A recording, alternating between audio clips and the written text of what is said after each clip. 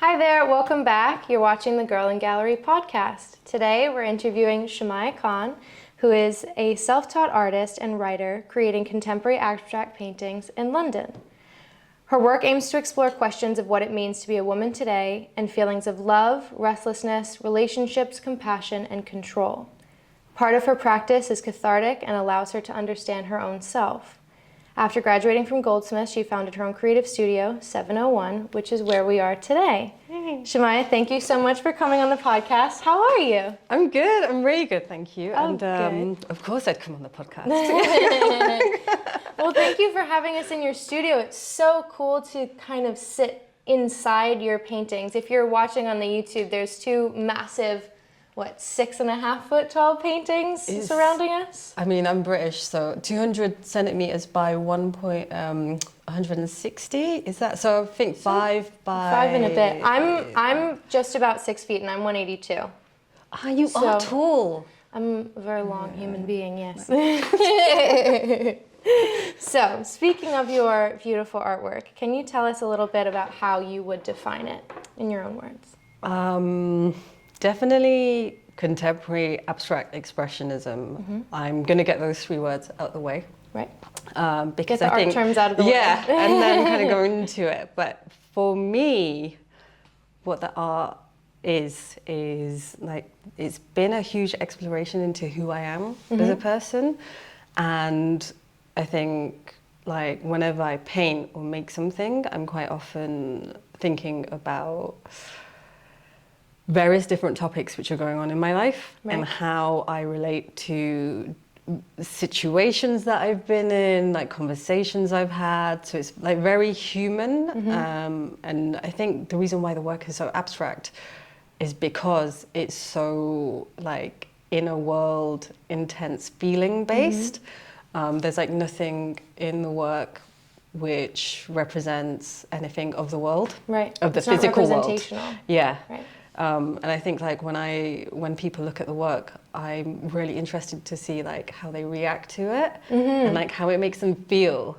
I think the second anyone starts saying like, oh, it looks like a rabbit or whatever, I'm like... They're trying to read the clouds. Yeah, and I'm like, reel it back. But even then, that's like a really like vulnerable thing to do, to ask someone to be like, how does it make you feel? And I think, so, and even on that front, I think for myself, when I started making the art, originally I remember Stephanie from Interrupted Art. She came to the studio visit, looked at some art, and she saw some really earlier work. And it was like really bright and really vivid and really urgent and really happy. And then when I met her at the other art fair in March, because I was exhibiting there, the work was very different. It was very blue and it was very dark and it was very confident. And although now I think it's got more confident, but for me it's been an opportunity to kind of back away from trying to convince myself that everything's all right. And sure, like I've had like a couple of years of like, just like, going at it. Yeah, you know, like, and my life hasn't been all incredible and amazing, like not a lot of people's lives are, but it was owning up to that and kind of doing the work through the art and acknowledging what's not rainbows and sunshine. Yeah, and being comfortable with that and confident and being like, well, I've got my, can I swear on this? Like, I was like, I've got my shit to deal with, and that's all right, and it's good to own up to it. So I think the more I've gone into it, the more I've been able to acknowledge myself and validate myself as well. So I think like the latest painting that I'm working on, which you're sat in front of, and I don't think it's done. Yeah, I don't think it's done, but I feel like it's good. And it's a huge departure from some of the other stuff that I've done, which is a lot more thinky and a bit more considered. Whereas with this piece, I've not even named it. I just kind of went at it. No, I quite like it. I like your use of this little, can you see that on the camera? I like the use of this green color because I feel like from looking at a lot of your other works, I haven't really seen you go for green. I'm starting to reintroduce it because I think about two and a bit years ago, so I think around October 2020, there was a set of 6 paintings that I did. And they were all green, and it's when I used to live like in Hither Green in South London. I lived by myself, and it really is green. It's like this little village in southeast London, and it was really idyllic. And like, I had the most happiest time living there because I lived by myself during Very lockdown pleasant. 1, and that's when I started painting again. Right. And You restarted your painting journey 2 years ago, right? yeah, well, almost 3, yeah. Oh, 'cause right, it is 2023. Yeah. That's going to take me till March to remember. So It's not 2022 anymore. Yeah. Yeah, no, I started again because before that I was senior creative working in fashion and visual wear. And I thought that was my life. I was, and even now that I'm painting, I'm like, I have a set of achievements in my head, which I'm going to make happen. Are you a very goal-oriented person? Yes. No, I think it's a good thing. I'm a list-oriented person, so yeah, I think rides the line of the goal people. Yeah, I think like I'm just very ambitious. Yeah. So whenever Good. That's a good thing. I Say know. with your chest, girl. Thank you, I am ambitious. I think sometimes I scare myself with the level of ambition, and like I say stuff to my friends, or I write it down because I write as well. Yeah. There's poetry, everyone prose, and I write stuff down, and because I've learnt to just own how I feel, like painting, I just say it as it is, and sometimes it scares me to the level of like just determination that I have, and I'm like, don't get scared, just do it. Just do it and see if it happens, because Fear is the only thing that will hold you back. Yeah. So now instead of overthinking it, I just do it. Yeah. So would you say yeah. that that's how your poetry maybe relates to your painting? Like, how does your writing weave into your art? So yes, it is an art basically, form of its I feel own, like but... we've also segued, but yeah, the poetry I started writing again because I feel like every teenage girl used to write poetry, especially like because I'm 32, so 15 years ago everyone was an emo. Anyway, so like, but I think it's quite a creative process as well. Yeah. To understand how you feel. But with the writing, I started writing again August 2020. So it was just a few months after I'd started painting again. Right. And it's because a lot of people were like, well, we want to know the story behind the work. Right. And back then I wasn't ready to talk about the work as just how it was. Yep.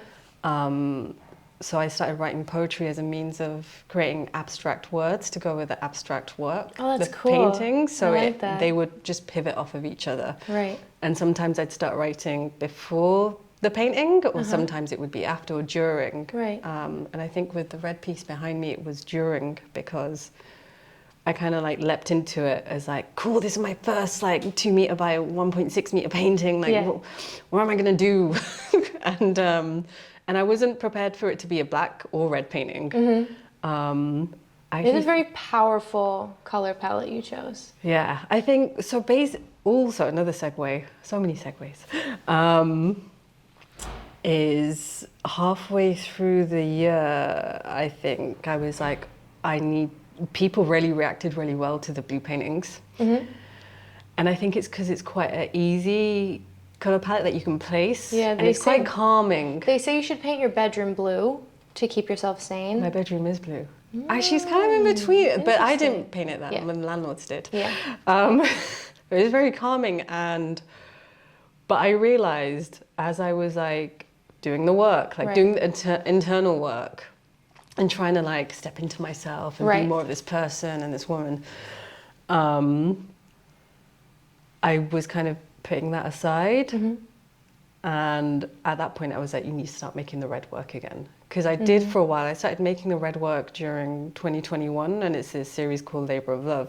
Yep. And it's all about ambition and everything you want in the world, and how I kind of went full, what is that Full word? throttle? Yeah, let's go with that. On like, on just like the art, everything, because also 701 was supposed to be like a creative studio. Right. And now it's kind of just like fine art, events, like it's a whole, it sits in its own sphere. It's taken a niche. Yeah. But I think from like around September last year, it is last year now, 2022. I swear it's going to take me so long to remember it, because I would have just said, yeah, like last month, but it was September. No. And All over the place. that's when I really started like overhauling some paintings, painting more red paintings, and also painting white paintings, which is something I'd never allowed myself to do before, because I think even when I think about the earliest paintings that I did in 2020, which were really bright and vivid, it just had like the color had to saturate the page. Right. Whereas now it's like, you don't have to do that. You don't have to do any of that. This is who you are. And this is, you know, So it's and like just own owning it. your space. Yeah. So I think with that big red painting, it was like, if it's going to be a red painting, let it be a red painting. Yeah. I like that you've used white as pops of color, which is almost contrary to how I think we casually use the term pops of color. If that makes sense. Like, I like that you, I don't know if you did this intentionally, but Yes. me reading the painting, I see it as you've almost kind of taken it and flipped it on its head and said that you can own the space that technically looks like it's empty. Yeah. But and it's not, because like what is I think also empty? it's kind of like, I think if we're looking at the metaphor of like me in the paintings, because before I used to look at the paintings as like me in conversation with someone else, and I was like, it's not really about them, it's about you and how you show up in the painting. So now when I look at the center of the painting, I'm like, something needs to happen there. So it's very metacognitive. Yeah, and I think as well, like a really like an art practice which I've always really loved is like how it is Renaissance painting, or like Caravaggio and like the light and how the whole dialogue is flipped. So wherever there's lighter elements, that's where I want the eye to lead, and that's where the conversation is happening. It's part of visual reading visually, or what's the term? When you read a painting, you are usually told, or it's a good idea, should I say, to look to the light, and that's kind of a clue as to what the artist is asking you to look at. I don't want to say taught, because I don't believe that you can make someone do it. So I think that saying it's a good idea to look at that if your goal is to understand what the artist is trying to say. So I actually have a question.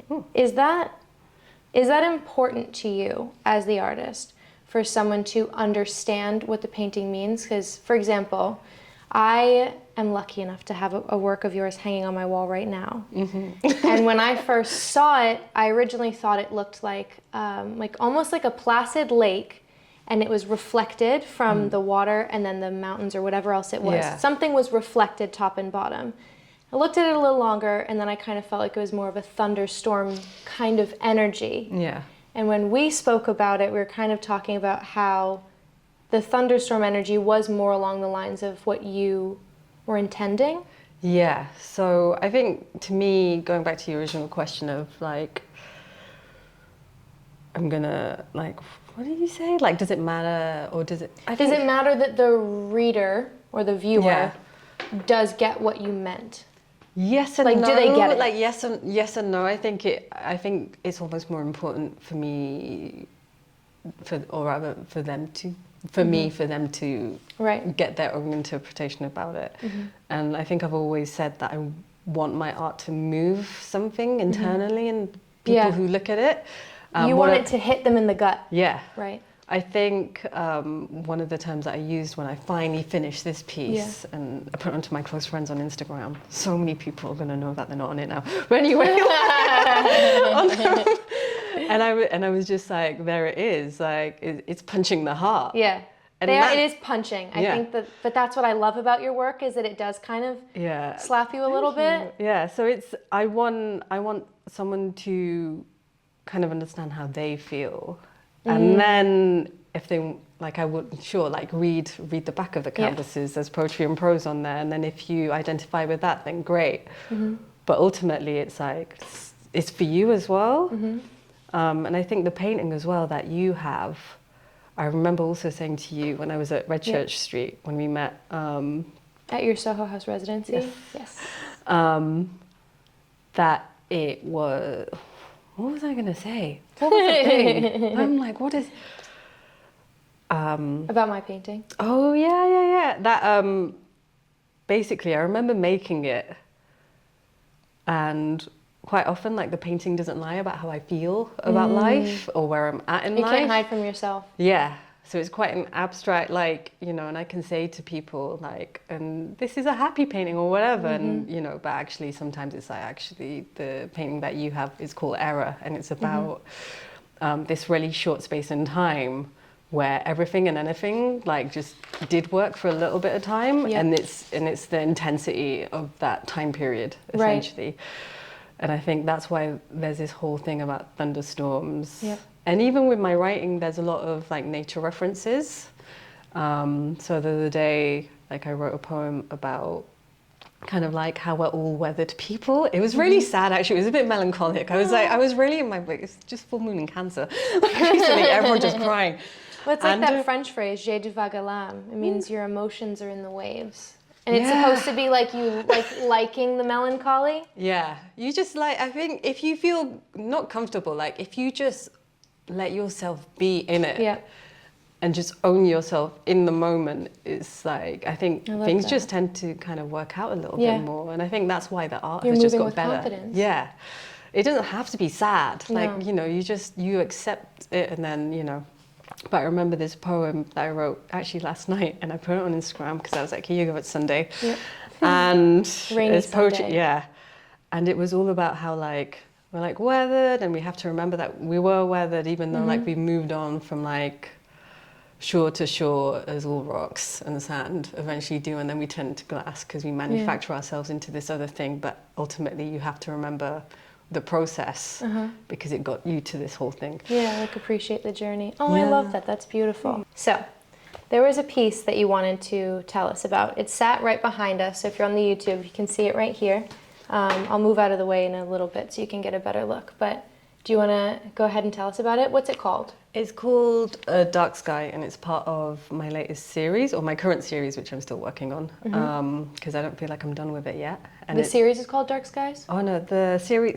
Sorry, I just went off on one there. Oh, no worries. The series is called The Longest Marriage, and that name came from having the longest relationship you'll ever have with anyone is with yourself. And I originally I was really like, do I name it that? Because the people will be like, oh, like she's talking about love again and like relationships. And it's like, yeah, I am for myself. Right. And eventually I went, do it.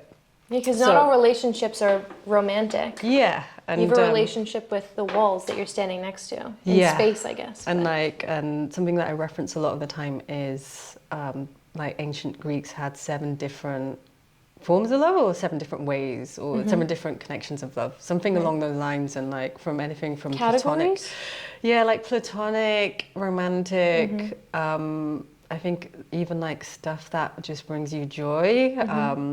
They escape me now. I'm having to talk about it. So kind of like a loving appreciation for a concept or a thing, or and how you show up for it. Right. And I think with this piece, really cool, which is called A Dark Sky, this was actually exhibited in the Soho House residency.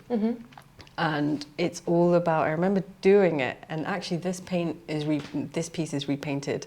And at the moment there's 3 pieces which have been repainted in white for this series, because they started off blue or something else that was a lot more forced in the color palette, and it didn't fit. And I remember with the first white painting which I did, which is around the corner, which is actually wrapped up, that was me finally being like, cool, you're going to make a white painting and you're going to own it because this is what you want to do. And for so long, I think I'd either been told not to make white paintings, or I just felt like I couldn't do it and I didn't give myself permission to do it. Right. And it felt like a no-go zone almost. Yeah. Okay. And the second I made that piece, it felt like all of a sudden I had the kind of get-go on a spiritual level to kind of claim what you want. Because also because I'm Muslim, it took me a while to really own my faith as I want to practice it without my family's input.